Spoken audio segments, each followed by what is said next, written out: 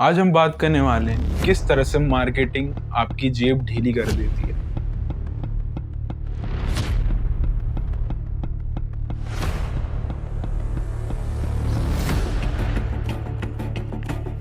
और जो भी आप खरीदने का सपना सालों से सजोए हुए हैं, तो आज आप जानने वाले हैं कि वो सपना आपका नहीं था उसे खरीदना। वो सपना सामने वाले का था आपको बेचना।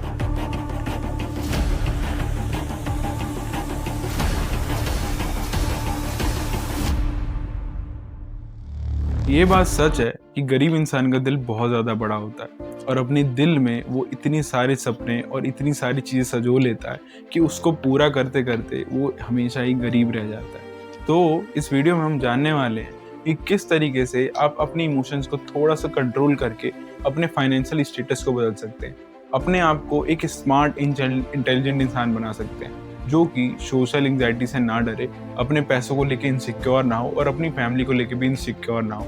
सारी चीज़ें कंडीशन के साथ बेस्ट ऑन बेस्ट सिचुएशन में चलती रहें। आपकी लाइफ में सबसे पहला और सबसे इम्पॉर्टेंट रूल ये रखना है आपको कि जब भी आपका मन कोई भी एक्सपेंसिव चीज़ खरीदने का करे जो कि आपकी 1 महीने की सैलरी से ज़्यादा बढ़ के हो, सिर्फ और सिर्फ 1 महीने की सैलरी से ज़्यादा बढ़ के हो, तो आपको उसे 1 हफ्ते तक नहीं खरीदना। हाँ, आपने सही सुना।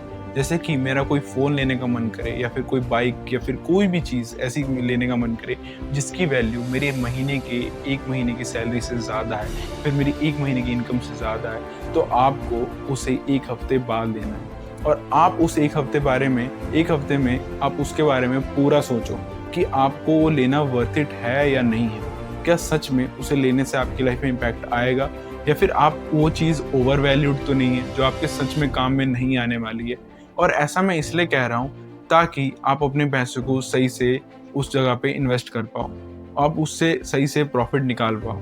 और ये कोई छोटा अमाउंट बिल्कुल भी नहीं है क्योंकि आपने 1 महीने तक लगातार 30 से लेके 26 दिनों तक आपने अपनी मेहनत करी है, आपने अपनी मेंटल हेल्थ सैक्रिफाइस करी है, आपने अपना शरीर तोड़ा है, आपने अपनी जान लगाई है।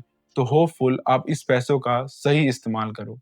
ज़्यादातर हाउस होल्ड में जब भी बच्चा अपने स्कूल में, कॉलेज में जाता है, तो सिर्फ़ और सिर्फ़ एक ही सपने सज होता है, बड़ी बाइक, बड़ी गाड़ी, बड़ा घर। और ये सारे सपने आप नहीं संजोते हैं, ये सारे सपने वो मार्केटिंग लेवल वाले संजोते हैं आपके मन में, जिसमें कि आपको लगता है कि सच में यार इसकी मेरे को बहुत ज़रूरत है, इसके बिना मैं अपनी लाइफ़ कैसे काटूँगा? और आप अपनी सारी ज़िंदगी सिर्फ़ और सिर्फ़ मटेरियलिस्टिक लाइफ़ में बिताते हैं और इस तरीके से आप मेहनत करते हैं पूरी ज़िंदगी 10 साल, 20 साल, 30 साल वो एक घर बनाने के लिए, जो कि बहुत बड़ा होता है और शायद उस पूरे घर में आप कभी रहे भी ना और उतने आपके फैमिली मेंबर्स भी ना हो। वो गाड़ी जो कि आप बहुत ही कम प्राइस में ले सकते थे, आपके कम्फर्ट के लिए, आपके सेफ्टी के लिए, पर आप उस गाड़ी के सपने देखते हैं और उस गाड़ी के पीछे मेहनत करते रहते हैं और आपको लगता है सच में ये वर्थ इट है। भाई मेहनत करना बिल्कुल ही वर्थ इट है। मैं ऐसा बिल्कुल भी नहीं कह रहा कि आप मेहनत ना करो, पर आप सही डायरेक्शन में करो, सही यूज़फुल अपनी अपनी कैपेसिटी को पहचानो कि मेरे लिए क्या सही रहेगा। सबसे पहला क्वेश्चन ये पूछो, क्या मेरे लिए क्या वर्थ इट रहेगा? ना कि सिर्फ़ और सिर्फ़ आँख बंद करके किसी की चीज़ के पीछे भागना और सिर्फ़ और सिर्फ़ इसलिए कि सामने वाले ने आपके उस मार्केटिंग पे करोड़ों, हज़ारों करोड़ खर्च करे या फिर लाखों करोड़ खर्च करे, तो आप उस चीज़ को अपने दिल के अंदर बसा चुके हो, सिर्फ़ और सिर्फ़ उस फुटेज की वजह से। या फिर आपने कोई इन्फ्लुएंसर से इन्फ्लुएंस हो गए कि यार ये गाड़ी ये चला रहा है या फिर ये कॉफ़ी ये पी रहा है, तो सिर्फ़ और सिर्फ़ मैं यही पीऊँगा। बिल्कुल ही ब्लाइंडली फ़ॉलो करते हुए, वो आपके लिए, हेल्थ के लिए आपके लिए सही है कि नहीं? आपके फाइनेंशियल स्टेटस के लिए सही है कि नहीं? आपके एरिया के लिए वर्थ इट है कि नहीं? आपका सोशल इंडिपेंडेंस क्या है? सोशल स्टेटस क्या है? ये बिना जाने ब्लाइंडफुली उसको बिल्कुल फेथफुली मानना और उसके पीछे भागना, ये पूरी तरीके से गलत है। जब अंग्रेज हम पे राज किया करते थे, तो वो भी यही कहते थे कि Indians are the emotional fools. हमें वो पूरी तरीके से इमोशनल बोला करते थे और ये बात कहीं ना कहीं आप देखोगे, ये बात पूरी तरीके से सच है। अगर किसी माँ ने अपने मन में सपना बना रखा है कि उसे ज्वेलरी खरीदनी है, ये वाली ज्वेलरी खरीदनी है, या फिर किसी बच्चे ने अपने मन में सपना बना रखा है कि यार मुझे ये वाली गाड़ी खरीदनी है, या फिर किसी बाप ने ये सपना बना रखा है कि मुझे घर चाहिए बड़ा, तो वो सपना बनाना बिल्कुल ही वर्थ इट है। पर उस सपने के लिए कर्ज में डूब जाना, भाई उसके लिए हमेशा डिप्रेस रहना, ये बिल्कुल भी सही नहीं है। ये पूरी तरीके से मार्केटिंग करी गई है। एक ज्वेलरी के पीछे आपको नहीं पता कि गवर्नमेंट को कितना टैक्स देना पड़ता है, मेकिंग चार्जेस क्या होते हैं। सामने वाला आपको 1 लाख की जब ज्वेलरी बेच रहा होता है तो आपको सिर्फ़ और सिर्फ 70,000 की मिलती है। शायद से उसमें भी कई बार नकली निकल जाए। हो सकता है जब आप घर बनाने जाएँ तो आप कितने लोगों का प्रॉफ़िट करवा के तब घर बनवा रहे हैं।